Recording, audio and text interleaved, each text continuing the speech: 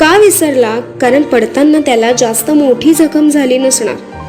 जर मोठी जखम झाली असती ना तर तो विसरला नसता की मी कसा उडलोय, कशी झेप घेतली आयुष्यात. अशी उडणारीच माणसं दुसऱ्यांची लायकी काढत बसतात आणि मोजू शकत नाही इतक्या माणसांची हत्या करत असतात.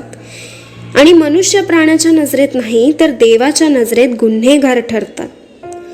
आणि मग पुढे असं होतं, काही वर्षानंतर तो उडून उडून खाली थकून पडतो आणि मग दुसरा कोणी उडणारा त्याची लायकी काढून जातो.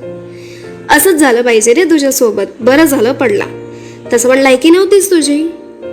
आणि लायकी हा शब्द त्याला मधमाशी टोचते त्याहूनही जास्त जोरात टोचला, कारण हा शब्द बाप जन्मात त्याला कोणीच ऐकवला नव्हता. याने खूप लोकांना ऐकवलेला पण ते त्याच्या लक्षात नव्हतं.